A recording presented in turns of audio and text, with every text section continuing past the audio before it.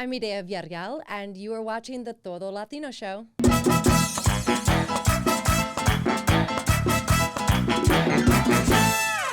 Hey everyone, and welcome to the Todo Latino Show presented by Todo Wafi. I am your host, Rafael Fernandez. I am with my co-host, Yobi, Daisy Tornell. Our guest today has reported across all of the ABC programs and platforms, including World News Tonight, Good Morning America, ABC News Live Prime, and Nightline. Welcome, Mireya Villarreal. Yay, thank you. You caught me writing notes. I wanted to make sure not to mess anybody's name up, so I was feverishly writing everybody's information. I was like, I'm not getting this wrong. We Googled yours just to make sure we weren't saying it wrong. Oh, I Googled y'all too. I mean, it's a mutual Google here. I mean, if you Googled me, you didn't find anything. So aside from just, That's not true. No, there's a lot out there. There's a lot.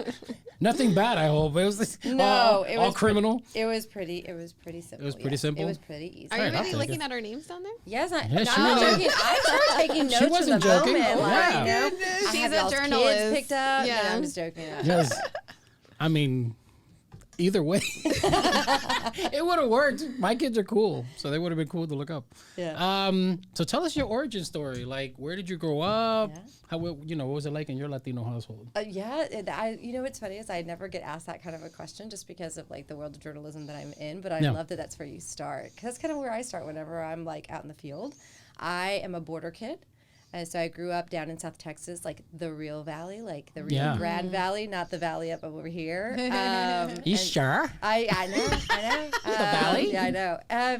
And so I grew up in a kind of one-parent household, single mom. My dad was around. He was great, kind of. Yeah. He was a wonderful friend. He was an attorney in town, but single mom household with my brother. And I was always kind of that overachiever growing up. I had no idea what I was going to do with my life. Tried a few things and ended up in law school and absolutely hated it. I was so Really? bad. What did you like about it? I What was so specifically? bad at it. I think what it was is in my brain. Well, first of all, I was 20 years old when I went to law school. I was very young. Yeah. And I had no idea what life was about. And I couldn't even buy beer when I was in law school. And you had all these really much older students that were there to be very serious about their law, life. And I was just it was my first time away from home because I went to undergrad where I live and grew up. Wait, hold on. We got to backtrack a little bit. I just realized that 20 years old in law school. Yes. So when did you go into college? I went into college at 18 years old. Yeah, I graduated early. Wow. I'm very was timid. overachiever. Yeah, but that's not overachiever. That's super achiever. I mean, that's you. She's the Elle Woods of the Latinos. Yeah. Thank you. Sure, I'll take that. Yeah. No, I was just, I wanted to leave the valley. Yeah. I wanted to get out. And I just didn't know how or why or anything. My mom later said that she swore that one day I was just going to end up in Los Angeles and Hollywood. She thought I was just going to bolt. It took me a while, but I did end up here. Some mamas do know, right? But I went to law school, and then when I decided to take a break, I just kind of bounced around at a couple jobs. I worked for a judge. I worked for an attorney. I worked for the San Antonio Rampage, which is their hockey team. Yeah. Mm-hmm. And then I have a friend of a friend that was like, hey, have you ever thought about doing news? And I was like, I don't know, maybe. And he's like, why don't you just give it a shot? Just fill out some applications, see if anybody picks you up. And I ended up going in for one interview. One news director called me down in South Texas, even though I had been dying to leave the valley. And she was like, listen, I don't have anything right now, but I really like you. You really, I can feel it. She's like, let me see what I can do. And maybe a week or two later, she called me back and she's like, hey, listen, I have this associate producer job. That's how it works. She said, I have this associate producer job. I'd love for you to come and just learn. It's up to you. So I moved back in with mom for a few months, and I started by getting people coffee, by printing scripts, and I remember I intentionally sat next to, back in the day, it was the scanner, the police scanner. Yeah. Because my hope was that one day nobody would be around and they'd have to call me to be the next reporter out the door. I mean, that's a good plan. Yeah. I was like that. I was that ready, And then I ended up going from associate producer to producer pretty quickly. I ended up producing a weekend show. And then at the same time that I was working that full-time position, I was also putting my resume tape together. So I would work. So you didn't go to school for journalism? I did not. Oh, wow. No. And so when people make fun of me on online, like on Twitter or Facebook or wherever it is, social media, they're like, haha, I go back to journalism school. I'm like, haha, I never went. So I'll show you guys. Clap back. That's awesome. I learned on the streets, the hard streets of, I started in Laredo as a sports reporter anchor. Lugging my own stuff. I mean, we had these huge cameras, huge batteries. I mean, I was carrying like 30 pounds of gear on me. And then I was there in my tacones, trying to look really cute while I was also reporting sports. And then that's kind of how it started. I just kind of started learning. I had some really good bosses. I had some not so good bosses.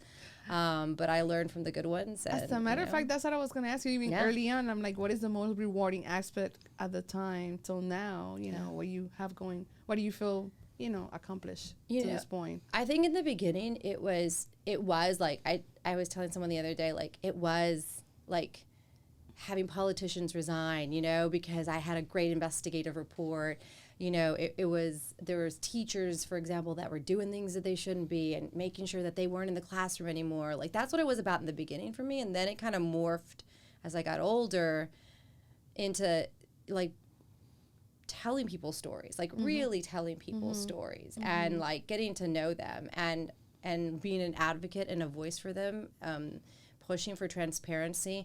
And then now it's funny because I was watching some of my old stuff and it made me a little sad that I'm not out there on the streets being so aggressive, The hard news reporter. But I think now it's morphed into, and I really take it to heart, is teaching and helping and mentoring young journalists and being a voice. In fact, I was here in LA working for CBS at the time. I work for ABC now, but I remember being at a Dodgers game, and it was the last game Vince Scully was doing before he retired. Yeah. And I remember there was this little girl and a dad taking pictures, and they were taking pictures of me, and I thought they were taking pictures of the field.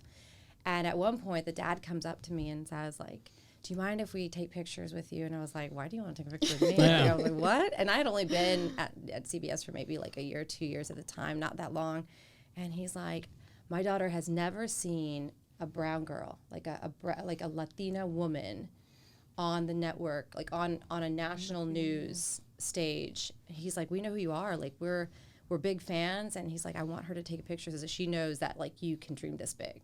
Which for me, I hadn't had that kind of a moment yet. I think I was maybe around 37, 38 at the time. So I'd been doing this career for a while, and I think that was a moment. It's hard because I miss the good old days of running people down. But I think you'd have more than enough people to do that too now. Yeah, you know what? The dynamic we are in. I definitely think I need to start running after You people. went up to the ropes. Yes, I did. So. Well, my next question kind of ties back to that. So I went to school for journalism as well. I originally wanted to do hard news. So one of my finals, I believe, was my final. Yeah, I did a research paper on how there's not enough Latino representation in the newsroom. So do you think that's changed in the last few years? Or do you still feel like we haven't seen a change? I think there's been progress. I don't know if the change that we deserve is in our newsrooms yet. And I think a lot of that probably stems from, we have this conversation a lot between the Latino text message groups that I'm in, and the young journalists that I mentor. I think a lot of it is that you don't have not just Latino journalists, but Latino managers and bosses that are making the big decisions. I can count probably on my hand the number of women that are of diverse backgrounds that have been my bosses. And that's not to say that all the white women or the white men that have been my bosses and managers, that I haven't had great bosses, but I think a lot can be said for knowing what we grow up with as Latinos and being able to really push forward the stories that you're even pitching, because managers that know what those backgrounds are going to be more inclined to say, all right, let's give this a chance today, So for me, I do think that there has been progress. I definitely don't think that there's equity yet. I think that's going to take a while. Yeah, it's disappointing sometimes. Yeah. Because also I think that we've also seen a decline in journalism, right? And you've seen a lot of young people say, "I'd much rather be a host." And I'm like, "A host? Like what? Like I mean, what does that mean?" I'm like, "Don't you want to be out there telling people stories?" And they're like, "No, like more like an influencer." And it's hard because you can't fault them for that either. I mean, you got to be able to dream what you want to dream, and I have to respect it. It just makes me a little bit sad. I know, because we're in a generation of influencers. And for me, I've always seen myself as a storyteller, but I grew more of a passion for celebrity news. Yeah. Because I love the chisme, you know? So Oh, I was yeah, like, yeah. I want to I'm be with ya. involved with the celebrities. But I don't like to refer myself as like an influencer because I feel like I have a lot of experience that I've learned through schooling and, you know, like, and wanting to be a hard news reporter, but I switched it into entertainment news. So I think a lot of people want to be influencers now. And I think that it kind of, not that it loses, you know, like it's cool to be an influencer, but I think it's nice to say you're a journalist. And I think also you like know. there's a responsibility. Like I still take very seriously, as do a lot of my colleagues. Like I take very seriously not just the art of interviewing and storytelling, but pushing for that transparency and that advocacy. Like people like in small communities, in rural communities, in communities of color, like you know, they don't have a lot of people advocating for them, and I may not get anywhere 100% of the time, but I feel like it's still our job to help those people. You know, I don't know. I take that very seriously. That's tough. I mean, as influencers, I would hope that you would use your platform to do that as well. And I think some of them do it and do it well. And then I think that there are some that don't. I find that there's a lot of people who are just spreading out with emotion as opposed to like the actual part of it. I do agree with you on some of the things. Is I'm even noticing, talking about influencers, like even dealing with them, they have managers, and it's the same thing that you were talking about. A lot of their managers aren't Latino. Yeah. And so when I'm presenting different projects, like even here at Todo Wafi or like a Revolucion or a festival, I'm running into the issue where our vision isn't reaching that particular person because the person who is guiding them or who is managing them is not going with the story or what the cultural aspect of it is, but just the monetary aspect of it. And so I feel like that's another area where, that's something that definitely needs to change. 'Cause I think Rafael Agustin was the one that says it, like we need more people who are actually in those positions so that we can actually get those. It's interesting that you say that because I just sat down with Grupo Frontera. And I know they're from the Valley. They're from South Texas, so repping 956. Yay. I know. They're very humble, huh? I'm not from there, but I They're, figured they're that. amazing. And only one of them just recently, their main singer has decided to leave the Valley. But for the most part, they're all still there. Their families are there, you know, their extended families. But they have a rep that is Latina. And she reps a lot of musicians that are Latinos. And you can just tell that not only does she connect with, you know, journalists who are Latinos, but also like she knows what her clients need and she can speak to it. And she also knows what their backgrounds are and the importance of that. And so to have that kind of representation, I think, is so important because those agents get it. They understand, you know, those bosses. I've had people look at the program and be like, oh, we're going to respectfully decline this time. I'm like, has it even reached the individual? Like, I think if it reached the individual, they would actually see the value in what they would be doing for the community, and so to speak. But there's a lot of that, especially here in LA. I was just going to say, you guys have a really, and it's funny, I had to introduce my agent to you guys because I follow you and all of the girlfriends and the Latina text message chains that I have, they all follow you. And so it's, to me, you're clearly reaching that's strong true. I mean, we do clientele. what we do. You That was reach. He's like, we reach. Oh, you I reach. like. You know, That's so, cool. but I think it's also incumbent on us, right, to then educate those people that don't, Yeah. you know? And I that think don't know. that's the question that I kind of have because I'm like, I'm sure for your experience, the whole landscape, how drastically has changed with social media. Yeah. And if you can share some of your insights, Mireya, and how how the field of investigative journalism has evolved from the last decade. Like, I think you were mentioning something earlier, so how you could break it down and what it looks like. Yeah, it's interesting because back in the day, well, I say back in the day. Back in the days. Back in the Throwback. day, you know, throwback. Back in the day, like when the radio stations used to play the old music. Back in the day. Back in the 80s. No, that's so awful to say that. No, so when it's funny, when I first started doing more investigative, that's kind of how I really wanted to go. We used to chase people around with the fuzzy mic. It used to be the fuzzy mic interview. The fuzzy mic, you know? And then it got to the point where people were like, oh, no, we don't do that anymore. We got to be more respectful.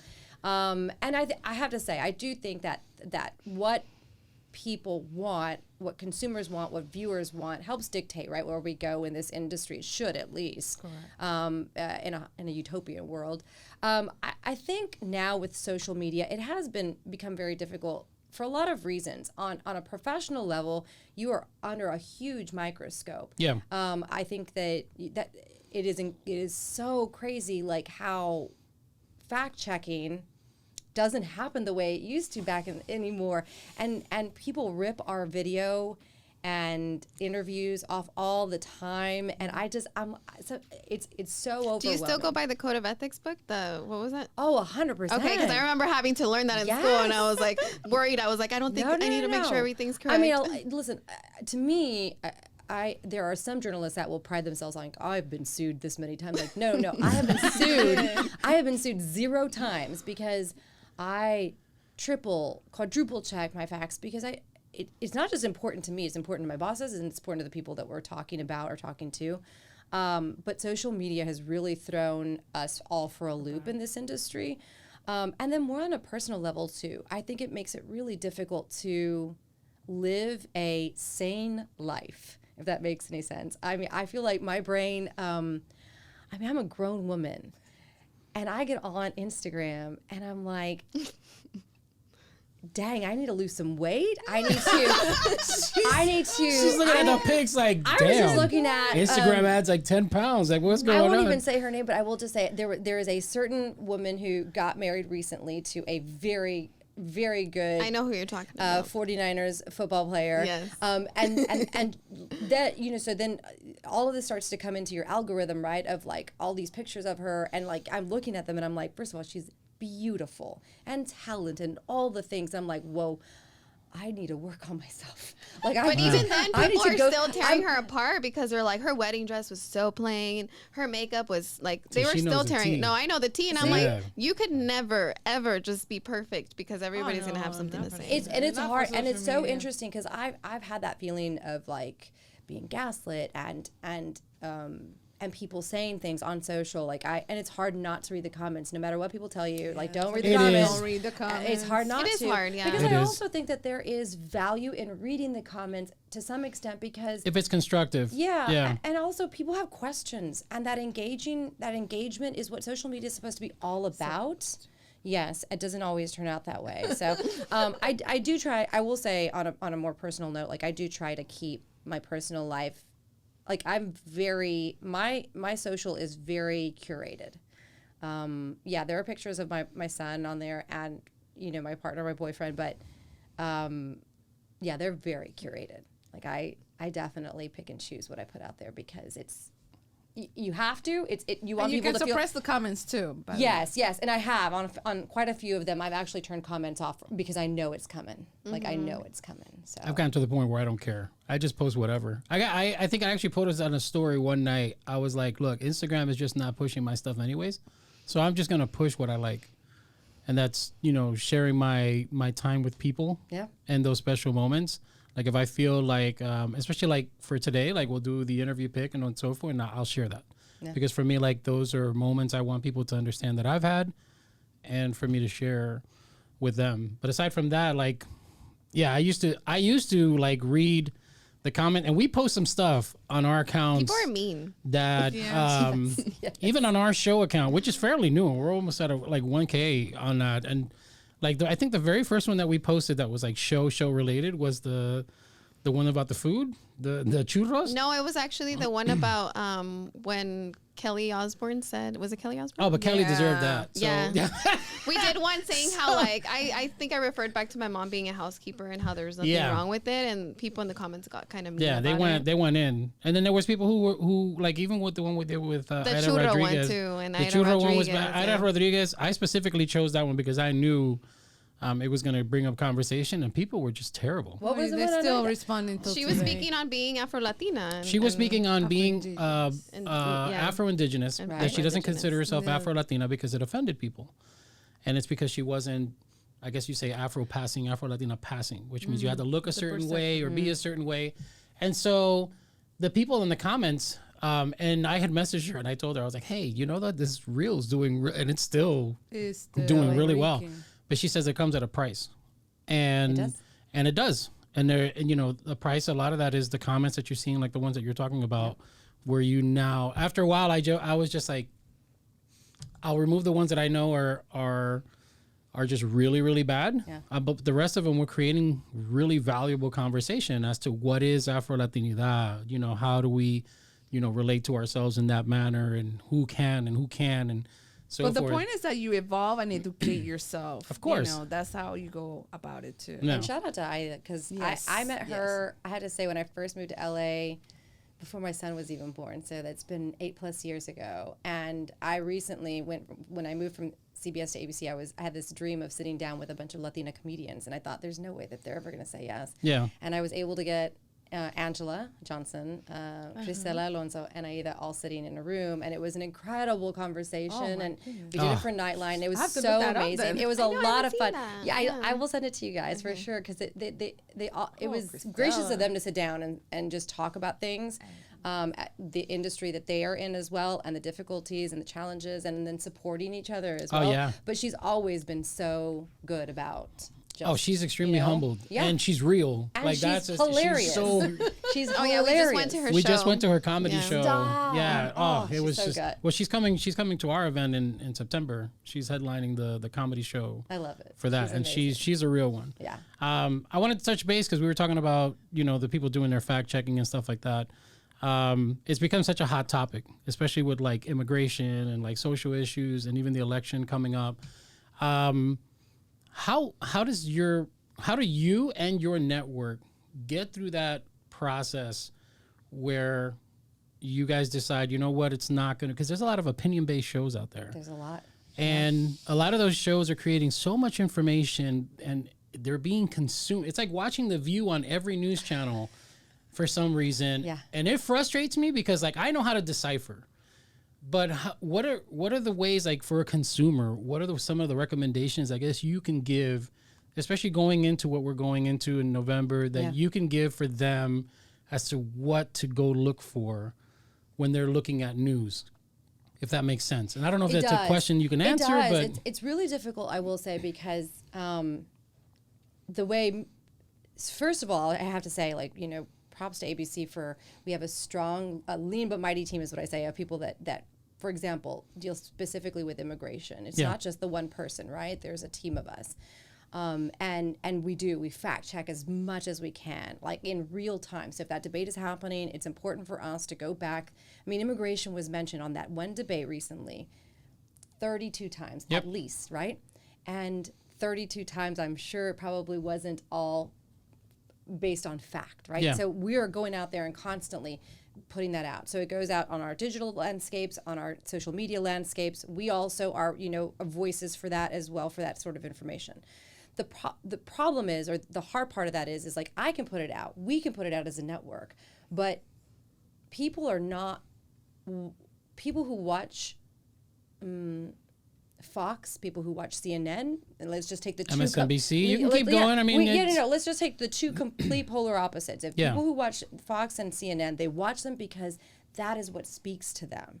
they're in And that so- tunnel vision, like they're in their own 100%. compartment, so and to the speak. idea that that little old journalist from ABC News, no matter how ingrained in the journalism world we are, is going to convince either one of these people that this is the middle, and we should really look at the facts that are just down the What's middle. not trickling into like TikTok and all these other things now? Like it's insane. Because it is more popular, it is more trendy to be on the extreme sides of it. Just the way it is, though, for politicians, if you think about it. Yeah. Like, look at all the down the middle, quiet, vanilla politicians that we have. I mean, there's some hardworking politicians out there just doing their jobs, but because they're not on the extreme sides, They're not polarizing from that aspect of it. and They're that's not what being makes it highlighted. difficult. So for people that are looking, I say you have to look at more than just one site and more than just the one that's on your, favorites channel Yeah. at home.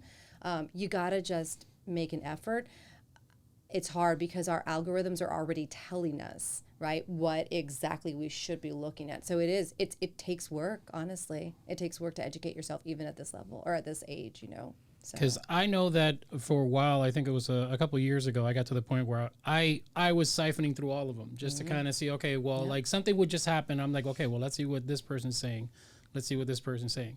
And then I got to the point where I'm like, okay, well, they're all just not saying anything except for what people want to hear from their particular channels. They're going to speak to their clientele. They're going to speak to the viewers. That does such a disservice to journalism, though. Like, I feel 100%. like, And that's where journalists get blamed because you guys are blamed of your biased opinions, So I will say, well, first I will say I make it a point.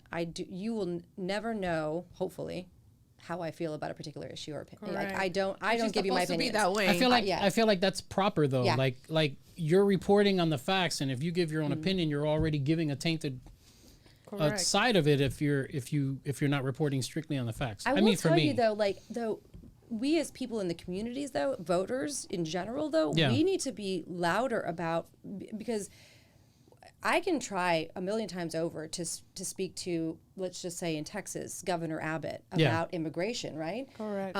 He will not interview with us. He will not interview with us regularly and on hot big topics. He has a couple of times sat down. He doesn't want to be put on under the fire. Yeah, so it makes it really difficult for us to give people the true both sides of the story, and so that then is on voters to come back in and say, listen, like you need to be talking about these issues if it's in your backyard, in your state, wherever it is.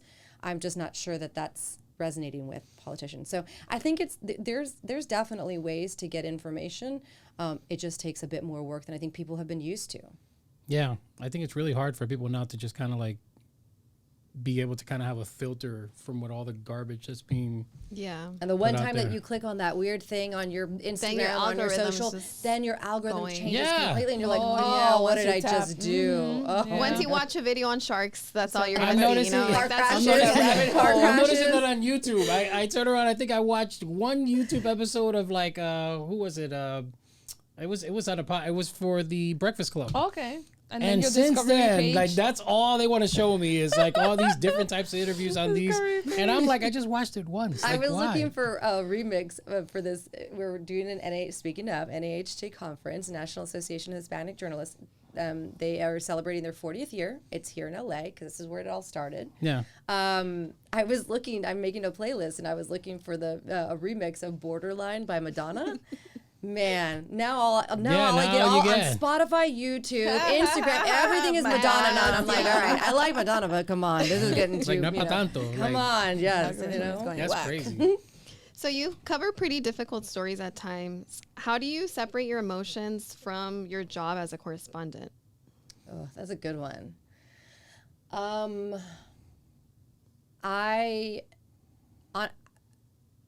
One of the rules I try really hard to live by is I don't look at any of my content while it's happening. I mean, a really good example is what happened in Uvalde.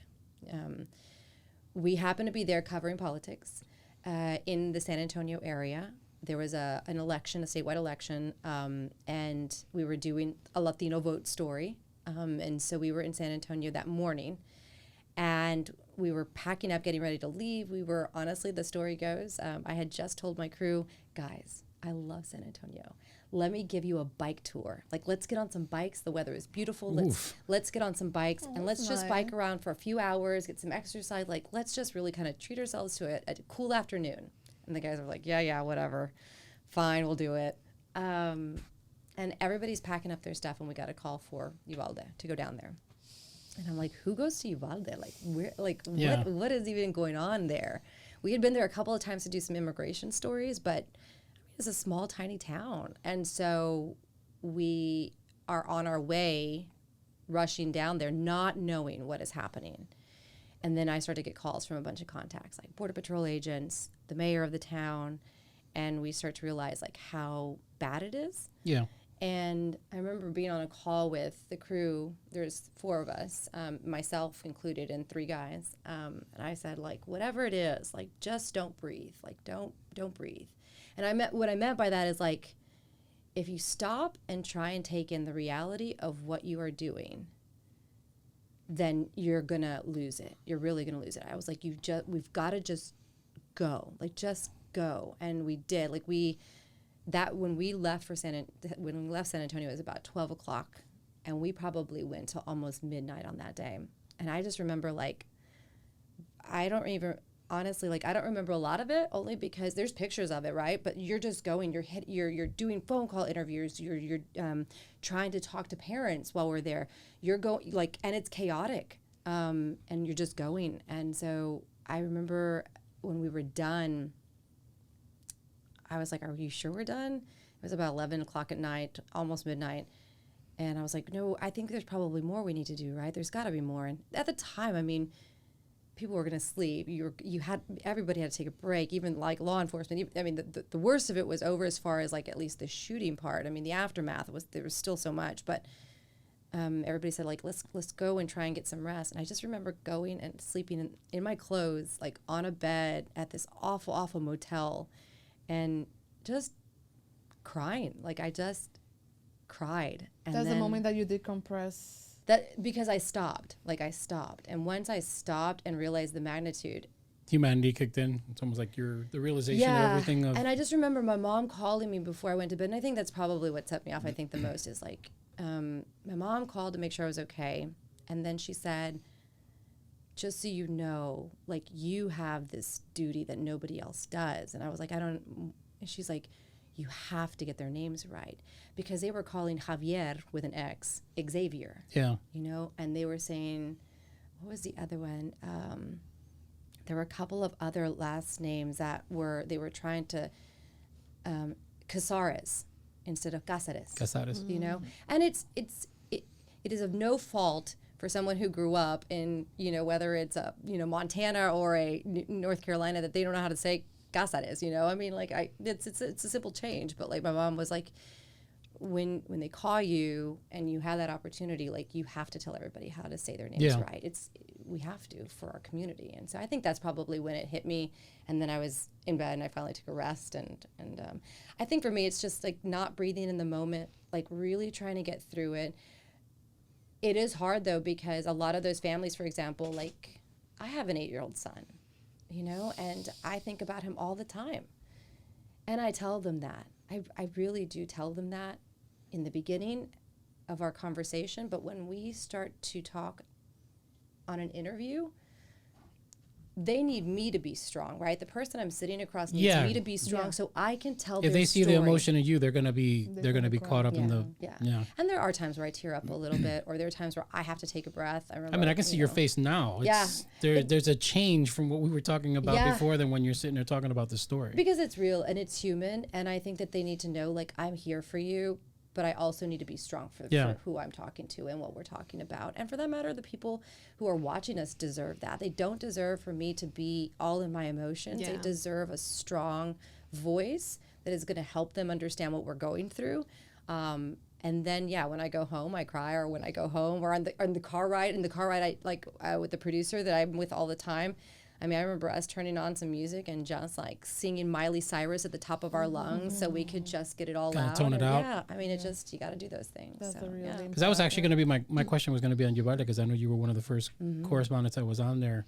And, you know, one of the things that you're talking about is, like, even the aftermath. So now, like, my daughter at one point in her time, she was doing, like, these shows to kind of entertain kids. And one of the shows we got called to do was a year later. We were actually entertaining the kids that survived the Sandy Hook Elementary in Connecticut. And I was going to ask you that because, like, we were there and I was seeing the expression of these kids. And, you know, I still have memories of this one young girl who her brother was one of the ones that was unfortunately lost his life. And she was just so withdrawn. Like, they were trying to get her to be a part of it. And do you, like, even now, do you still have a relationship with the parents? Do you still speak with the parents? Yeah. And, you know, how do you, because I feel like journalists, are sometimes considered these like mindless drones who just report on the stuff, but there's a humanity behind all of that. So how do you deal with that, like all after the fact? I definitely pride myself on that. I think that to me, like the way you're going to get true emotion and true honesty in an interview and the real story and for people to open up to you is that they have to trust you. And part of that trust means also like, I'm not just here for today, I'm here for tomorrow. And that doesn't necessarily mean that tomorrow you're going to be on TV as well. But that means like I'm going to connect with you and we're going to try and keep in touch with each other as much as possible as we possibly can. But yeah, I still... it's funny, a few days ago, I just talked to one of the families that I'm very close to. I mean, their son was shot, survived after being in the classroom for 70 plus minutes waiting for help. And yeah, we've kept in touch a lot. I keep in touch with him for a while there. We would share photos of our kids on our first the school days back. I just think that the one thing I do love best about where journalism is going today, the evolution, like we talked a little bit about the evolving of it, is that I think people now realize more than before that like we're human, you know? And I think it's okay for us to share a little bit more about what's happening behind the scenes. In fact, I think that's really what people want, right? Is to know like what's happening. Transparency, Yeah. And so part of that also though means like, you know, I don't want you to think that we don't pay people to talk to us, right? That's not the way we work. We don't bribe them with anything. Like this is of their own fruition. And if somebody tells me like they don't want to talk, that they're not ready, then I walk away and I make sure that they know like I'll be back if you want me to. Like I'll be back. Like I'm not that far away. Just give me a call or text me. So I think it's important for me. Not all people feel that way, and for that matter, not all people have the luxury of doing that, the time, the effort, the wherewithal. But it's what. When you talk about legacy and what you want to leave behind, like I want to be a good person. Like I want to be a great journalist, but I want to be a phenomenal human, you know? Like and that's what is going to make me feel that way. So very cool. Yeah. Awesome. Such an honor that you're like representing these communities, to be honest. And what advice would you give to aspiring journalists, especially like in the underrepresented communities? I would remind them, right, that it's not easy. That it's work. It's hard work. You guys have seen it. You do the work every day. I mean, I know you know. And the thing is like, the grass is not always greener on the other side. The grass is brown everywhere. Like, let's just be honest. Especially here in LA. Yeah. 95-degree weather. 127 degrees degrees in some places. Yes. But that's when you take your manguera out and you just go to town like your mom does, you know? No, I mean, listen, it is hard work. What I've told myself is like, I'm not going to necessarily, when you're talking about some of the big legendary journalism, you know, places like ABC, CBS, NBC, you know, when you throw in even Fox and CNN, like, listen, these people have had cultures in place for decades, long before I even thought about being a journalist. Yeah. And the idea that I'm just going to walk in the door and all of a sudden, like, it's going to be hail to the Latina queen, like, it's just, it doesn't happen like that, right? But for me, what I can do is I can continue to push in my own worlds and my own universe, right, to make change and to push for change. And so if you go into it with these expectations of what you're going to get from your bosses and what you can do every day to feel good when you go home, like I think that's where I think people kind of forget and get it wrong a little bit, because you come in like thinking like, oh, I'm going to come in and I'm going to be so badass, I'm going to change the world. Yeah. And like all of a sudden it's just going to be all brown people doing the news, right? And like the reality is like that doesn't happen. And it's not going to. And if you keep thinking like that, right, that you deserve it, like we deserve it. No, we do deserve it. We do deserve it. But you got to earn it. But you got to earn it, and you got to work for it. I think a lot of people lose that concept. Yes. That They're like, I'm here, you know. okay? Yeah. You know? And I see it on social media a lot. Look, I'm Latino. Like, I never in my lifetime thought I would ever be behind a microphone. I'm a computer geek. Like, that's what I did my entire life. Aside from being a parent, all I did was program websites and so forth. It takes effort to get behind this mic and put yourself out there. And I'm always worried, did I do this? Did I do that? Did I, you know? And especially for somebody like me who's never done it, like, you know, you have to constantly brand and constantly put out there. And so, you know, I know this, that everything that we've gotten here, especially at the Wafi and the Todo Latino show, that was earned. Like, we pushed really hard. Nothing's been handed to us. You know, we always had to show what we could do and always had to try to gain that respect from access. And I never wanted anything, even in my own personal life, that I myself didn't put the effort to get. Yeah. I never wanted to look back and have somebody say, "Oh, the reason I have this is because that person gave it to me." And that's tough for, especially in this day and age. I know that's going to be a very controversial thing to say on camera, but it's tough because there's a lot of people who feel like they deserve to have a platform. No, you got to earn that shit. I also say my biggest piece of advice as just like a reporter journalist, like not just like life, is that like when you're building these relationships, we just talked about like building relationships is so important. And that takes you being real, honestly, not telling people what they want to hear, just being your true, kind, gracious self, right? But like I have contacts that I remember being introduced to in my first job ever. So that's 20 years ago, maybe. We're not saying anything here. She's like, she started trying to. At one point, you're just gonna have to give us your. No, I'm just kidding. No, I mean, but like when you build these relationships and they know that you are honest, that you are true to your word, that you hustle, you know, like all of that, whether it's a boss or whether it's a contact, like when you build those relationships and you are true to them, they follow you and people are willing to move mountains for you. If you treat them right and vice versa, they treat you right? It's almost like what you learned when you were like a kid, like treat people the way you want to be treated. I mean, that is absolutely true in this business. Like, you know, when I'm calling up a couple of like DPS troopers that are now high up in they grew in the ranks like I grew in the ranks and they trust me. I mean, some of the biggest interviews that I've done for DHS have been because I knew the Border Patrol agent way back in the day when he was just starting out in his career. Yeah. And now he's like, he's in doing the, these yeah. big things, right? And so he's opened the door for me. And I just think that those kinds of relationship building moments is really important. And I don't think a lot of young journalists do that enough with that in mind, because all they want is like, I got to get in, I got to do the story, I got to do this, I got five different live shots, I got to get and then social media, and then like, no man, like just take a minute. Yeah, it's been 4 years for us. Like this started as the Latin Babbler show like way long time ago, and we were privileged enough to start with like just families and friends listening in, and then we had publicists listening in, and small businesses and CEOs and things like that. And you know, every single step that we've had is because of what you're talking about. Like we spoke to somebody, we created a relationship with that person. That person then entrusted us to, you know, be able to interview their client and so forth. And we had to earn that place. It's one of those things where, and I love doing it. Like I love being in a room and just meeting people and like being able to talk to them. And I always offer like, what can we do for you? Like what can we at Todo Wafi do to help, you know, elevate whatever voice or whatever project you're trying to do. And everybody's like, why are you doing that? I'm like, cause you know, that's what it's all about. If we're talking about community and we're talking about partnerships, that's where it starts. Absolutely. And, you know, without any intention to get anything back, but if somebody turns around and sees that, you know, someday, we never know. Like that's what's happened to us, is we've had a lot of opportunities because of that.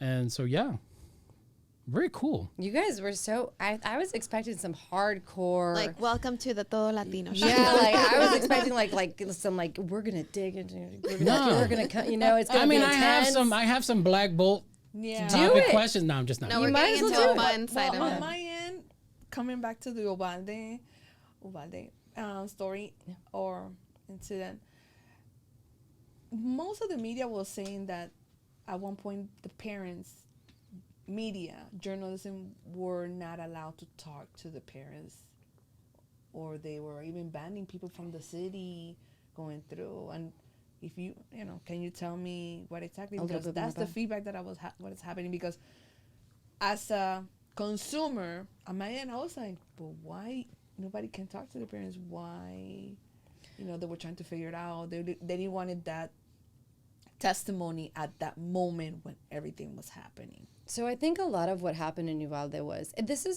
was a really unique situation, especially for Latinos. I think that this was one of the first times that I'd really seen people in my generation, as I'm growing up as an adult, right, where I had seen a group of Latinos, parents, be so vocal and angry. Yeah. I mean, as Latinos, we grow up being taught to be very respectful of people in places of power, right? whether that is the mayor of the city or whether that is your teacher in school. Like, you are taught like to be quiet and respectful and not to raise your voice.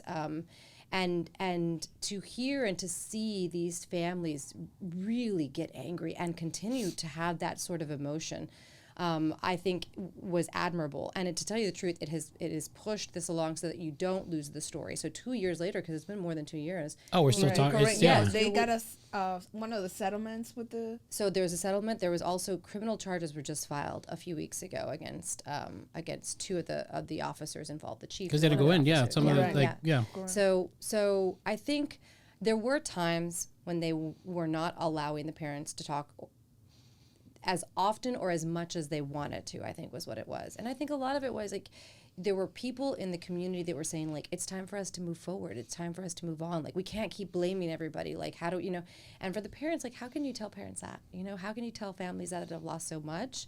I do think in the end, they talk a lot and they listen and the world listens. Honestly, they have continued to listen. So I think they've taken to different platforms.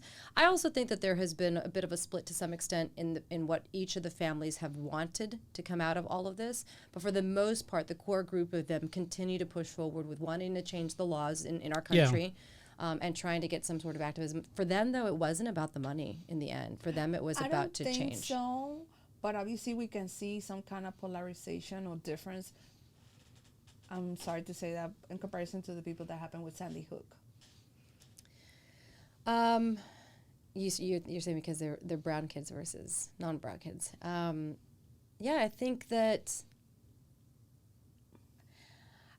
I don't think we saw change after Sandy Hook, and I don't think we saw change after Uvalde. And that's not incumbent on the victims or for the families that have pushed very hard, because we saw in both of those situations, affected families push so hard. Yeah. You know, I think that is, and this might get us in trouble. That's okay. We do that. I'll use this clip. No, I'm just kidding. I will say from this point of view, actually, I will say I have spoken to about a dozen different contacts that work in and around the state capital of Texas, right? So they are highly involved in the legislation that gets passed in Texas. And there was at least one possibility of a gun law being changed in Texas that made it pretty far down the road. And in the end, when it didn't get passed, I said, why? Like, we were so close. What happened here? And it was all about testing the waters to see if those people would get elected the following year, right? To see if they would lose. Interesting. They would lose. So it's politics. It's all about It's politics. almost politics. Yes, and I think the families know that, and that is heartbreaking. I mean, And, I think you know, people at this point can understand that gun rights, even in the state and in the House, will never pass just because there's so much money invested on both sides. Yes. For that, So much lobbying. They try to make it seem like it's a one-sided. It's not. There's a lot of Democrats and Republicans in each side of the spectrum. It was both, and I have to say, the people that I were talking to, it wasn't just about like Republicans saying no, Yeah, we're not no, gonna change. there's It a lot was of about- Democrats. yeah. Look, there's people forget that there are Democrats in red states and there are Republicans in blue states, and every single one of those people have a say in that. And there are a lot of Democrats who walk around and say, "Hey, I got to hold my own, and you're not going to take this stuff away from me." And there's a lot of Republicans that say the same thing. And that's something that people will never understand. It's not a red or blue or left or right issue. It's a human issue. Mm-hmm. And until we change the way humanity thinks, we're not going to change that part, unfortunately. So, and you've covered the same stuff with like even Vanessa Guillen and That was a That tough was a one. very tough story too. It's funny. I saw the documentary too. Yeah, I tell people the story. I remember, so the Vanessa Guillen story started in my Facebook groups of moms. Moms were spreading the information, the word about Vanessa. And I remember going to, and it's funny because he's come back and talked to me about this, but I remember going to one of my bosses at the time I was at CBS. I remember going to one of my managers and saying, this is a guy that I worked very closely with. We trusted each other on a journalistic standpoint. Yeah. And I said, listen, I'm getting a lot of DMs about this girl, Vanessa Guillen, that she's been missing. Something's going on. Like, we need to move. Like, we should do something on this. Like, I really think that there's something here. And I will never forget him saying, it's just one girl. I go, you mean, no, it's just one Wow. brown girl. And I said, if we were talking about, and Is that girl Smart? I forgot her name. That stuff was on the news like 2 minutes I know after who it you're happened. talking about. I said if we were talking about somebody who looked different than Vanessa, Yeah. then would we be doing this story then? Now, mind you, this was in the military. Yes. So maybe yes or no, depending on but you got more in ground. So I'm gonna, but the military, you know, I'm a former military guy, and I know they can keep things underwater. They can, and they did. And I will say it was Yeah. difficult to get information. I tried to sell my bosses on that story for weeks. Yeah, And and I remember- they were probably meeting the resistance from hell. I would imagine, like, Yeah. you know, I'm not a boss, I'm not a manager, and I'm not in those conversations, but I knew what people were saying, and I knew that it was important to the community. I knew it was important to the family, clearly. And so I just remember the morning show saying, all right, fine, we'll do one story. We'll see how this goes. Fine, we'll give you one story. That's all it took. And that's all it took was Yeah. one story. And then 3 days later, they found her body, and then the floodgates opened. And I just remember thinking, I remember calling friends and being like, I don't know if I can do this job anymore because, like, it's my job, right? You have the people the protection boundaries that are kind of Yeah. like the gatekeepers of putting out information out there. I do remember that manager came back to me and said it was one of the biggest mistakes that he'd ever made, not advocating harder when I Yeah. brought the story to him.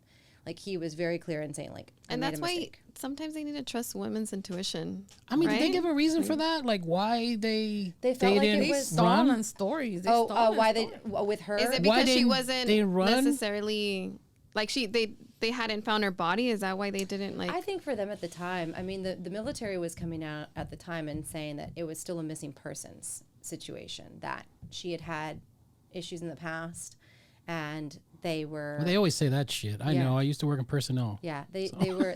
I think, and I'm it's gonna get hard. creamed for that one. It's hard because if you think about it, like, you know, our asses are on the line as far as then the military Yeah. coming back and saying, well, where did you get that information? Yeah. And Of like, we're course. going to go after you. We're going to sue you. So nobody wants to get Or sued. the person you got the information. Yeah. Yeah, they Yeah, definitely want to that's know who your difficult. source is and all that stuff. Yeah, so it is difficult. And like I said, I get it.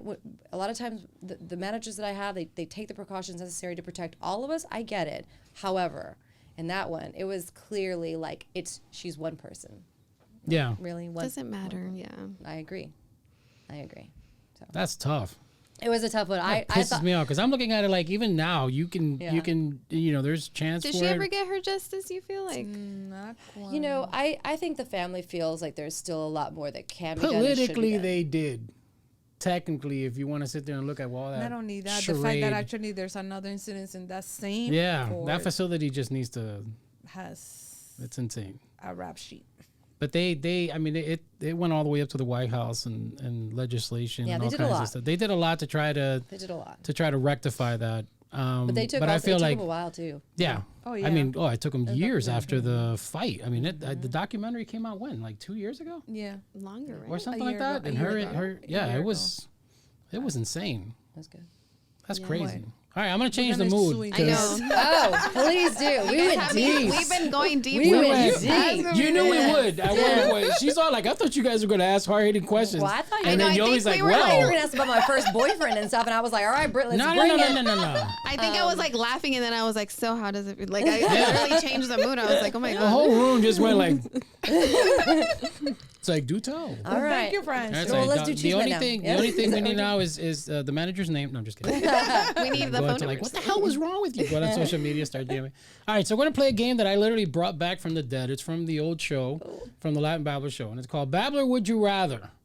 And so I'm gonna ask you a series of questions, and you're gonna say, whether you want this or whether you rather have that. So you ready? Okay, here we go. All right. So would you rather have hot or iced coffee? Hot coffee.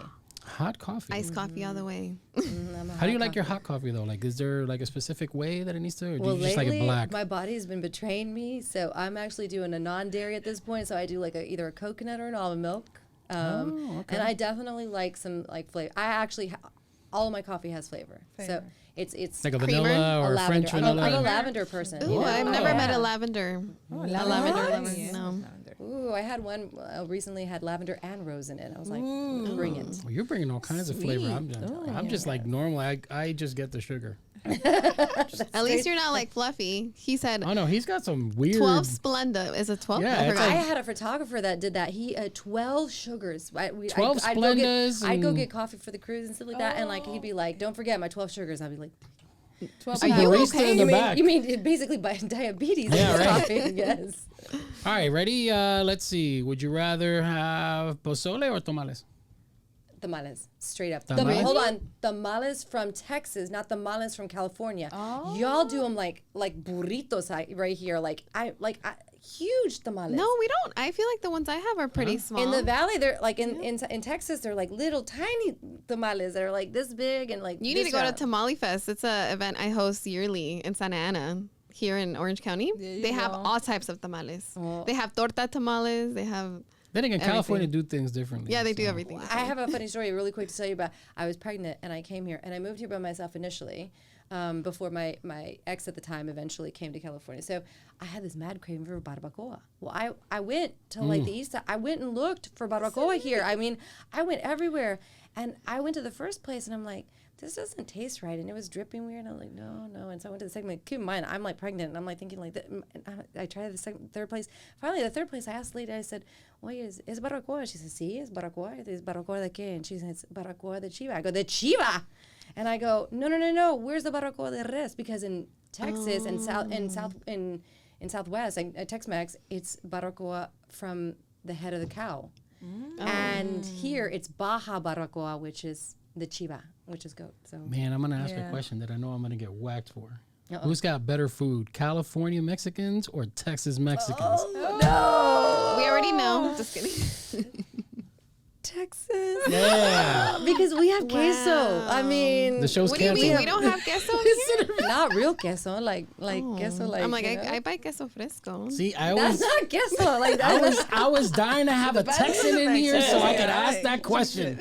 I was waiting because everybody who eats tacos and Mexican food You here. know what? is- Though people will say California. that Mexican food from Texas is not real Mexican because it's Tex-Mex. Yeah. Because there's a lot of different flavor profiles here. It's more Baja. I mean, it's just different. It's very different. That being said, I freaking have a couple of like favorite restaurants I'm about ready to hit up this week while I'm here Okay. that have great Interesting. Mexican. Share well, them good for with you us. that this won't come out until after that, so that way people Great. messing I'm up on your looking food. forward to the hate mail that I would get She's like, over I'm the gonna try Tex-Mex Taco comments. Bell this She's week. like, we just saw the interview that you posted with Todo Latino Show. Here's your dish, and they throw it. It's all Yeah. kinds of stuff. There All you right. Would you rather go to the beach or the pool? Oh, that's a tough one. The beach, I think. The beach? Yeah, I think the beach. You don't have any beaches out there, right? Oh, she's Texas, man. She doesn't live in Afghanistan.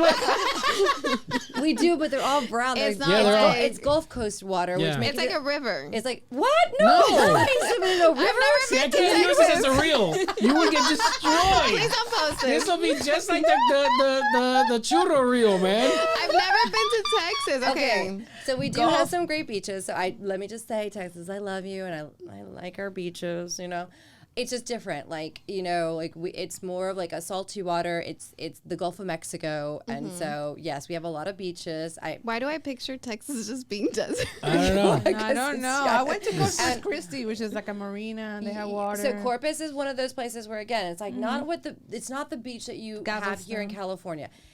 The beaches We here have are beautiful beaches. Oh, yeah, here. I would Yeah. agree with that, and so does Florida. By the You way, guys can say whatever you there's want. East beaches Coast in beaches are the Florida. best. There's beaches in Florida. There's beaches in Florida, girl. I know, and that one I did know. She's like, is Florida? No, just, Somebody sent me to Texas like too. Dominican Republic has some You should too. go. I want to see the Selena Museum. There Is that is. in It's in Corpus? Corpus. It's in yeah. Corpus. It was Yeah. not open the day that I went, but there's she has a statue and It's a everything. big statue. I wanna go. Yes, Really yes, good. yeah. All right. Go to a Karol G concert or a Becky G concert? Ooh. Oh, I'm gonna get That's so hard. much hate on this one. I'm actually gonna say a Jessie Reyes concert. Okay, but that wasn't the options. Um, No. Yeah, people try this all the time with the Babbler. Would you rather? You Like, have no, to choose. you gotta choose between the two options. Try to escape. I'm actually more of a Becky G. Okay, well, that's cool. Because I'm almost positive, doesn't Becky G also have roots in Texas, if I'm not mistaken? I'm pretty sure. She does actually. I'm pretty sure she Where? does. I know she's over there in I'm almost positive she grew Inglewood. in Her that family, area. right? She has family out there. Okay. I mean, that's a good choice. I'm just- I don't think yeah. you can go wrong with either I know. one. They're both great, I yeah. know they So- are. I really love both of them. To tell you the truth. All right. Do you like, do you drink more horchata or tamarindo? Neither. You don't like either? Wow. Horchata. You que guys like- don't have horchata out there? We, I'm joking. I'm joking. we would This drink is more. gonna be so In good. Texas, it's more aguas frescas. So we do more Oh, like okay. Agua de Jamaica? yeah, like the Jamaica. Fresa? A lot of time, yeah, a lot of the Yeah. fresas. They the Chia one con that limón? in the piña, and then they put the tamarind on the edge and stuff like that. So that's more of Very like what I cool. grew up with. Okay. Yeah. That's actually pretty good. Eat flan or tres leche? Yuck to both. Just kidding. Here's the thing. I went. What? I don't I went gluten free about a year and a half, 2 years ago. So I have to almost go with the flan at this point. But if it's a If you weren't gluten free. if I wasn't gluten free, it'd be tres leches. Tres leches? Yeah, it'd be tres leches. No, flan is better than tres leches, I think. I know. The I flan love is flan, like don't get- wobbly. It's like I jello. like it don't choco know, flan when yeah. it's like chocolate It's gonna cake. disturb. So we got two flans and two. Well, I love- she's by default having to use the flan. I know. But she wouldn't if But she you didn't go for have the to. tres No, if I didn't leches. have to. I mean, I'll take a bite and I'll be like, oh, I no. Tres leches. I also don't like menudo. I Oh, that's- I hate menudo. That's very Unpopular controversial, I know, opinion? but like It's not good. gross. Not my thing. I don't care how hungover I am. One time I went to visit My my mom my family in Mexico, and I didn't know how to tell my aunt that I didn't like menudo, but I kept just stirring the menudo. And then she's like, "Are you okay?" Like, and I was like, "How do I tell her I don't like menudo?" Right? And I'm just like, "Yeah, like I'm just sipping on it." Like yeah, I was gonna say I but- sip the sopa, but that's about it. I can't. the do like anymore. Yeah. the hueso, not the hueso, the No, like just the caldo. like what's it the is- stuff inside It's though? the The cuerito, texture. like the No, it's the tribe. It's the intestines. the intestine. Ooh, yeah. Yeah. Do you like that? No, Okay, I was gonna say. it's a question for her. Okay, fine. Bree, do you like that? Like I'm no. She's like, yeah, that's funny. Yeah. You guys went into like the whole description of the dish. We've connected. Yes. It's like there's a connection. there's a here. That's connection what it there. is. That's what it is. All right, last one. Okay. Would you accidentally like to be hit with a piñata stick or intentionally have your face shoved into a cake? The piñata stick. You want to get hit with a piñata stick? I think that is so funny. I don't know why. Like What? That was the answer I was hoping for, but didn't expect. That's really I'm good. just like, how? I can picture it now. I think it's because like when my son was about 2 or 3 years old, we got him this inflatable burro. It was one of them that the kids can ride on it. Yeah. And then we thought it was real funny to give him a palo, like a stick, and so he'd just go around hitting it. And I thought it was the funniest thing until he started to hit the dog. Well, then he started to hit my ex at the time, and I thought that was hilarious. So I don't know what it is. I think about that, and I'm Take thinking your like, kid to my ex. yeah, I think it'd be kind of funny. Getting hit by a piñata stick. But it okay. depends on who's holding the stick, I guess. Maybe that's like probably Mike a better way Tyson. to know. Swinging at it. Yeah, Oh, yeah. give her Mike one. Tyson's holding it or something like that. Would you and it's want like- Mike Tyson to be holding it, or who else? No, I mean she's already glad to know, get I hit know the accidentally piñata, by I the stick, know, so I I'm know. okay But with you that. guys have the Mexican tradition of la mordida. That sometimes, people, doing your Oh, birthday and then they yeah. push you to. Yeah. They take advantage. Yeah. People take advantage. So now that we Show had your that face. question, we're definitely gonna know. We have a piñata outside. No, I'm just kidding. Let's do it. Our producer's gonna be holding the stick, and she's gonna Bring whack in the hell out of you. piñata. So this was really great. What projects are you currently working on that you can talk about or? Let's see. So we are getting ready, as you guys know, for this thing called the election. Yeah, that should be big. ABC is actually hosting a debate in September, and there's just so much chatter right now about what's going to happen. Especially after the last one. Yes, 100%. So we're tracking a lot of that. And in Texas, I mean, even though technically we know which way that state's going to go, there's still a lot happening because there's a lot of border coverage. So I have several stories coming around that are immigration related, that are border related. So I'm working on that. For once in quite a while, I did do an incredible story. I interviewed Jesus. Interesting. Mic drop. Jesus. Like The Jesus. Jesus. Jesus? No. I was like, who? I was like, okay. We're over here like There was like an awkward we may need to pause. stop like, the show. Cameras. We can't say She's too talked much. to God. We can't say too much about it, but I will tell you that there is a streaming show that has done. I cannot tell you the name of the show. You can guess and Google and figure it out. It's not that hard. But we are with them. We are on their set. Their set is actually in Texas, right outside of the Dallas Fort Worth. Oh, I know what you're talking about. Yep. And so we are with Jesus. It was a very glorious moment. It was very. Now that I know what she's talking about, I'm like, okay. I have a mouth like a sailor, and I was so nervous That about had to be I tough. still Tough. don't know it what was you guys are talking about, but I'll Google it. It's a show. It's a streaming show. It has supposedly they are close to reaching 1 billion streams around the world. It's insane. They started off as a crowd-funded series that was based on just the life of Jesus, and they wanted to do this a series like what you would see on Netflix, and so they ended up putting it out. It got extremely popular. It was right around COVID, and then now they are shooting their 4th season. Just came out right now.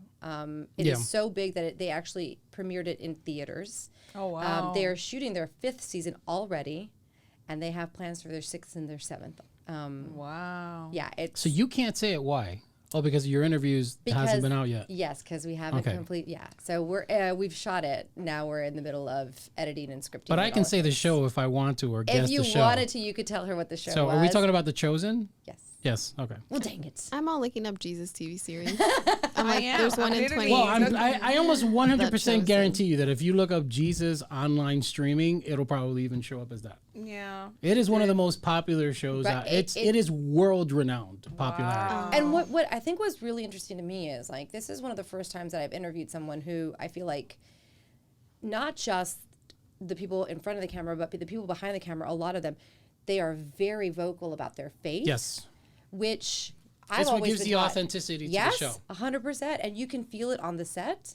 You can feel it when you're in the interview. It was probably one of the coolest interviews I've ever done, but also I really like I was. The fact that you said that you have the mouth of a sailor and you were doing that interview. I was just worried I was gonna drop some bad words. Yeah. And because you are literally like the on their set, and it's like you're back in that time. Yeah. And I was thinking, man, if my mom knew. I didn't know that was in Texas, though. That's insane. Yeah, it is like literally a That is huge so complex, cool. and they have rebuilt places in like Israel. Like it is amazing. That's cool. Also, I hope I didn't ruin anything by No, you saying. didn't. Okay. No, I didn't say it. You did it. Okay. So there you go.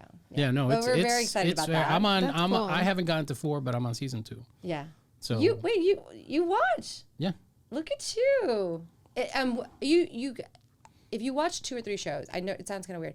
I watched a few shows. I almost felt dirty watching them, not because they're dirty, but more because like I grew up in the Catholic faith, and you grew up with what the Bible is. This is the Bible. Correcto. This is what you follow. Yeah. But the show is so complex, and the characters are so interesting. And at one point, I'm like laughing at some of the humor in it, and I'm like, I shouldn't be laughing because church isn't funny. Like church is serious, right? But that's what they Well, wanted. they humanize the hell out of it. Is what it is. 100%. They took it out of the theologian Yeah. way and put it into a And humanistic. they're very clear in saying like, read the Bible if you need to read the Bible, right? Yeah, But because but these also aren't said- actual depicted. Yeah. I mean, they're ad-libbing some of the moments. Yeah, I mean, he the said Bible we're doesn't- 90% entertainment, 10%. Yeah. Bible driven. But it's that very being said, well. It's a very well made And show. now some big streaming people are fighting over the. I've the heard show about the together. show, but I didn't know that it was being streamed. No, it's huge. It is huge. You can see it on Amazon, Hulu. And it is because it's the most. It's, I have it's Hulu. literally from a faith perspective. It's one of the most relatable shows you can possibly think of because it kind of puts you into a world that you really can't see. Yes. Do you think? I love the way you say my name, by the way. I know. Villarreal. Do you think that for what is it, Gen Z and the upcoming Gen Alpha, they're seeking for a thirst in spirituality? So the statistics actually show that people's faith or people being faithful is declining. And in fact, more than that, the statistics show that people going to a physical church has been dramatically declining, right? By a lot.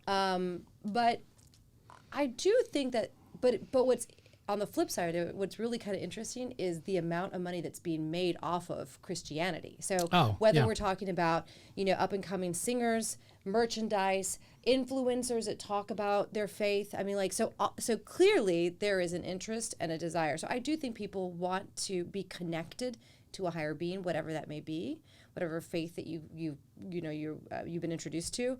I just don't think it's the traditional way anymore. And it's interesting to see, I mean, just like the media industry, right? We've had to evolve. like so has faith, Yeah. you know, and faithful places. And so churches are changing dramatically very quickly. They're having to evolve. It feels a little bit different and weird, like this show even too, like in a good way though, right? But you realize that's what people Well, even are even the hoping message for. on Sunday, like from pastors and so forth, has been changed dramatically to kind of make it more relatable for the person to receive.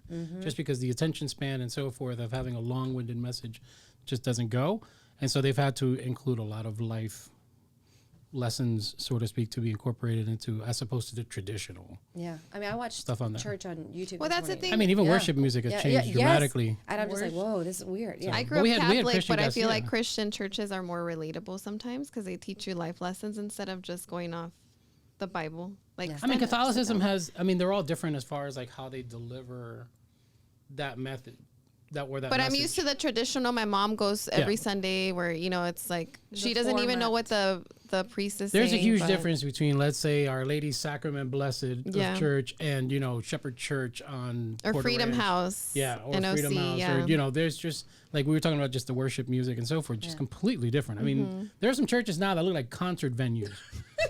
They're Especially the one I go to. feel. The one I go to looks like a concert venue, and they perform Do you like a like that? concert. Mine too. Oh, That's what mine is yeah, too. Now, I love it. I Yeah. absolutely love it. It just really like helps me resonate, especially Yeah. like if I'm having a moment and I just need to find kind of an escape. My pastor wears really tight jeans. Oh, I've noticed that. Yes. They wear Mine very comes out in casual jogger clothes. pants. Yeah.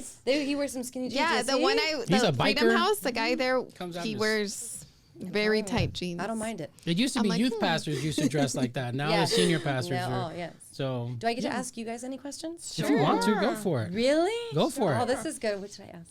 As the producer, you should have these things ready. You get one. You're the only one who's being allowed to do this. Okay, Nobody has all been right. given this Let me- privilege. oh, I have a good one. Your favorite curse word?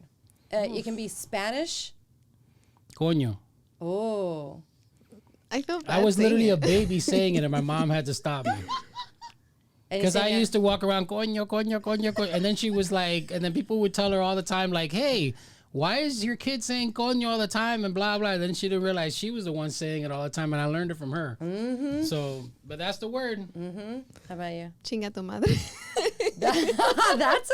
That's a good one. She said Spanish. Yeah. I mean, it's passionate. Panama is really bad. I'm like, I don't know. Maybe he has to beep this one, but it's just like, chucha tu madre. It's like, See, no. I have two. One in English is shit, and then the other one is puta. I don't know why. Oh. I just think that word is so funny. Puta. Yes. That's Are we because, gonna bleep these out? Bleep. Yeah, you can bleep them out, right? No, you should. nah, bleep we them should out. keep that shit. Well, It's why? authentic. Yes. But I say shit a lot. I mean, it's probably like 5-6 a.m. and I'm already saying it. Yeah, she woke up saying it. Yeah, pretty much. Yeah. Say, shit, yeah. I woke up. I'm like, yeah. I feel like I say can I say fuck a lot? Like I'm like fuck, like, and then I'm like, oh, don't say that, and then I say it again. This is going to be a very interesting reel. We're going to definitely keep this one. I think this And is then I have my What nieces is and your nephews, favorite and I'm cuss like, word? Well, I will I'm say like, oh this: my when God. I was younger, speaking to moms, when I was younger, I used to say "caca" a lot, and I used to think that was so funny. Like, caca. And my mom, and one time, my mom just was like, "I hate that word. It sounds so disgusting." And I go, "What am I supposed to say?" She goes, "Shit." So by the age of 4, I Oh, was there you already go. allowed to Shit, say the yeah. word "shit." Oh my And so goodness. I've told my son, I'm like, "Listen, that's just mommy's favorite word. So you just got to." You should do that challenge with your son where you leave him in the room and you're recording and you say, Yeah, you can let's see say what he any cuss says. words while I'm not here. And then you see what they say. Let And then him the just kids, release. yeah, I the don't kids, think it would have went well for me doing that. the kids in Not in TikTok, my they're all household. saying their favorite cuss That words would as have their been tough. moms That's outside. a new age thing. You do that in my house, in my I don't household, know. my grandmother Someone grew. taught my son some weird words, and I don't know about that. Yeah. You're like, yeah. no, He's so don't encourage sweet. this. He's so Don't sweet encourage and this. No. innocent. Look, when I was growing up, the biggest line that was out there was mothers going around saying "hijo de puta," Yeah. which to me was hilarious. I mean, at the time you were scared. That son of but a now beep. that's That's son what- of a yeah. whore. Son And of a so, whore. Oh yeah, son of a whore. Yeah. so it didn't work out well. Yeah. That it was your mom saying it, because you would just be like, "Do we really want to go there, Mom?" I mean, your choices haven't been that great. So, but yeah, I mean, tough time. They say it's not ladylike to curse though, so Exactly. I try to refrain from it. So Oh, look at Really? you. You won't catch me. Just kidding. You I was like, what? catch me cursing the most while I'm driving because people piss me off on the road. Yeah. I'm like, "Ah, la, la, la," and then somebody like does something, and Does everybody speak Spanish here? oh yeah, I do. you? See? I do. Okay. But like the Mexican food, I speak Tex-Mex. Like, I speak Puerto Rican. It's Caribbean Spanish, so it's all messed yeah, up. like it's like I What's say, Tex-Mex like? like we say troca. Like that's not a real word. It's like camioneta. We say you know? closet, which is like the English word for closet. Makes no Yeah. sense. Yeah. Yeah, like that. Yeah. Like, What's like, El what's basement. closet in Spanish El though? basement. Es un El basement. El basement. armador. Armado. Oh, That's I know what funny. you're talking about. Yeah. Yeah. Yeah. I say troca too. Yeah, trocas. Camioneta. I started El saying armario. it now. El Armario. armario. Yeah. Yeah. Interesting. Like now. Popote? Do you say that? Mote or Popote. mota? Bote. No. Bote, You mean which is. straw? I'm like- Popote for straw. Do you Oh, say popote? that? Yeah. Yeah, She said popote. mota. Yeah, I said mota. I said, what are we talking about now? God, you Californians are crazy. Why we went there? Yeah. No. Yep. There you go. I don't even know what the hell we use for straw anymore. But I forgot. Well, they don't give you straws here in California. no, you gotta save the turtles. Puerto Rico's have a name. They give you No, those paper straws, and they melt like 5 seconds into your drink. Those things are Sorbete. Nasty. Sorbete. Sorbete. Yeah. That's Yeah. the word. For Sorbete Puerto for Rican. Puerto Ricans and Dominicans. Yeah, Panameño is sorbete. Carrizo. But it's Yeah. a brand. That's why it ends up being Carrizo. We're just Sorbete. weird that way. I used Sorbente. to get a lot of hate mail over the way I said Tijuana. Oh. Why are you laughing? Tijuana? Because I get It's Tijuana. Tijuana. But why? Why isn't it Tijuana? That's I didn't say it right. did I? Producer got I'm you. still not saying it right. She's like, Sorry. come on, we gotta cut that one out. Wait, say it Yeah. again? I say Tijuana. But because I had a She says it with the Tex-Mex accent. I had a tia and her name was Juana, and it was like after that song like. Oh, so you Juana say la Tia Marrana. Juana. Okay, I say so Tijuana. So I don't know. the reason I was laughing is because I say it the same way. You say do? Tia Juana I say too? Tijuana. Oh, I had It's Tijuana. Okay, Tijuana. but I'm not Mexican. I'm allowed to say it the way I damn well please. How do you guys say Guadalajara then? a Guadalajara. Guadalajara. That's, Yeah. that seems. How do you say interesting. Mexico? Mexico. Just kidding. Just kidding. I mean, how do you say beaches in Texas? Oh no, that's not fair. Oh, yeah. Hey, I just got that one. I was like, wait, what? She's like, what? We're So, cutting that clip. You out. say Tijuana is what Just they say. Tijuana. Tijuana. She takes it very seriously. She's are you from Tijuana? There in a while. Tijuana. Okay, but to Tijuana. be fair, I'm gonna work on that. I'm gonna work on that. She said I had a tia Juana, baila como Juana la cubana. That's what she Juana said. la Marrana. They used to call her Juana la Marrana. So I guess you and me are wrong because I think we are, but we it's added an hard. A there that we just didn't because have. of our tias. You know what I'm Yeah. saying? Like you can't blame us, Tijuana. So we apologize to all of the Mexican community out there for not understanding So that sorry. You know we just added an A in Yeah. front of your stuff, but Wait, it's okay. I got it. Hold on. Fact checking, you'll get Okay, us now. You're right. Fact checking. Perfect journalism. That's what we're here Hold for. on. Hold on. Ha! Oh, oh, You see? she went. Yes. Maybe we're the ones that are right. Why is she It's saying almost a churro challenge all over again. Okay, guys, we need a vote on this. How do you say Tijuana? There you go. Tijuana or Tijuana? Ready? Like Tijuana. Why does it have that though? There's no A there. Tijuana. See, I Then don't. again, I see? I'm not gonna go with the whole Google thing because I was looking up different ways to say people's names and it had it incorrect. So, however, if that is correct, that means that that we on this side. I was gonna play another one. Let's see. Hold on. Hold on 1 second. I think this is God, I had to go through a whole commercial just Yeah. to get to the name. Like, damn. Let's see. For YouTube. Tijuana. There you go. Tijuana. He said it right. Tijuana. It's what Well, where the- is that man from? I don't know. Yeah. I believe, he doesn't even We need fact sound check. like he Yeah, is he sounded- Latino. Yeah. I don't No, know if I trust him. Google was That man wrong. sounded It's Russian. No, I'm Tijuana. just kidding. Let's play it one more time. Pronounce the Spanish J, the H sound. Just replace it. That's. Why does he sound I like don't he's believe about to him. go I don't nightlife believe with? him. Yeah, I don't believe this dude. Like, I you know think that this he's guy taking is people on about dates or something like that. somewhere in London. It's like the way we you turn around know. and pronounce it is So is it Tijuana. Tijuana or Tijuana. Tijuana. That's a question. I mean, we're gonna get reamed for this shit because there's no A there, so I know that I'm saying it wrong. But if you had a Tia and her name was Juana, it'd be Tijuana. There you then go. you'd understand where I was coming from. It's all right. I was saying it wrong the entire time too. So. I get almost all the other Spanish, or Mexico cities correct. Almost. I mean, so I So if people wanted to follow you, where would they go? So you can try me on TikTok, but I'm awful at that. I literally have like 3 things on there. So don't look for me on TikTok because it's a sad place for me there. I love Instagram. I will do Twitter if I remember. But since you asked, are we keeping TikTok? Do you know anything further about that? I think it's all going to depend on what issues gain the most popularity before the debate. Before the election, if you want me to be honest. I mean, I don't think TikTok will be in the... I don't think it is.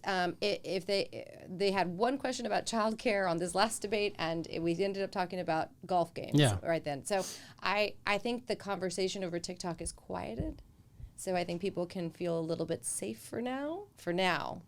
But it'll come up again. It'll come back. It made for good politics. Yes, that's what it was. That was a lot of what it was. And so, so there you go. I am on Instagram a lot, and I like to engage on Instagram, and so which is not a good thing sometimes.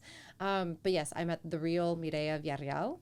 If you can believe it, there's another Mireya Villarreal out there, and she's a hairstylist. Oh wow. Yeah, and she's cute. And now I think she's a motivational speaker, which is why I had to put... So you had to go for the real. So I had to put the real. And now I have to change everything. Like on TikTok, I'm so the you real. put the real? The real. Oh, The real. That just shows the climate that we live in. I know. She was like, she's a Dang. hairstylist, and now she's an internationally renowned motivational speaker. I know. I don't know who is giving who more public. If I'm getting more, publicity because of her, like she's That like is awesome, hilarious. More tracking or social if vice versa. So yes, the real. The real. TheReal. The real Mireya. Very cool. It was great having you here. I It had was a a lot good of time. fun. I had a good time. I will come back anytime. I mean, Oh, you're welcome to come back Estás anytime. next time I'm back, I don't get to LA as much as I used to, but when I come back, I'm gonna look you guys up and. Well, I mean, I think it might be time for us to go to Texas. You need to come for a Texas Clearly. week. There are lots Yes. of Latinos in Texas. So I was there at Fort Worth. We went to Dallas and then That's Fort where Worth. I live. Yeah. So I'll definitely hit you up when I'm there. Exes live in Texas. No. I don't have any exes that live anywhere at this point. I only have one ex. No. She does. She's allowed to sing. Girl, No? I don't have that many exes, Oh. but Diablo. but yeah, most of them live in Texas. put you on yeah, blast. I know, Everybody- right? No, she's from there, so No, I'm like, yes, she's yes, allowed to yeah, sing. no, no. Yeah. Yes, you should come to With Texas. D. I'm sure. In fact, there's quite a few people that I think you guys would get along with there. We have a lot of fun people doing some great things. Oh, now I got to go to Texas. I'm telling you. Group Come for a week. project. Yeah, it'll be a fun project. But we're actually working on a project with a young lady from Texas, Mireya Villarreal. She's doing a program called Cultura Reconnect. Oh. And so we're going to actually be going to Mexico with her as she connects back to her Mexican roots. And so, yeah. That's gonna be- amazing. That sounds amazing. So she's going there in August. I'm hoping to join that crew. But if not, they're going to do an amazing job. And it's a story that we plan on putting out sometime in 2025. That's amazing. So hopefully make it a series and have young people be able to reconnect with their roots from something that, because sometimes you come here, your parents come here, and, you lose out on that culture because they're trying to. Is that the part of the kids that are like no Sabo kids, kind of like rescuing, going back to their roots? I don't know if it's not no Sabo kids. I think the definition for that is just completely different here in California. I think it's just, for the most part, a lot of parents assimilated when they came over here. I know I did that for a while. Yeah. And so because of that, because you're trying to fit into society, you don't really get a chance to kind of show that culture to your kids, especially if you're away from your core family like I did. And so sometimes it just gets lost from that process, and then they have to go back. If their parents can't do it, they can go back. And that program is going to be set to where we can kind of showcase that so that people can kind of feel that, feel seen, and to be able to kind of explain what their version of Latinidad is. Exactly. Instead of what society is telling them Latinidad is. Because, there's a lot of people like, oh, you don't speak Spanish, you can't be Latino. Like, that's stupid. So, like, it just makes no sense. But that's what we're planning on doing with that show. And it's her show. We're just, at Todo Wafi, we're kind of putting it together. And Michael, who did the Mana film, is the director. Oh, nice. Yeah. So, very cool. Cool. All right, well, that's our show. Okay. Thank you, everybody, for tuning in with us. You can see this interview on all of our streaming platforms, all of our podcast platforms. Check it out on Todo Wafi, Todo Latino. Make sure you follow us on all of our accounts. Be sure to join us on September 20th through the 22nd for Revolucion 2024, taking place in Downey. I am Rafael. That is Daisy. That is Yobi. That is Mireya. And we're out.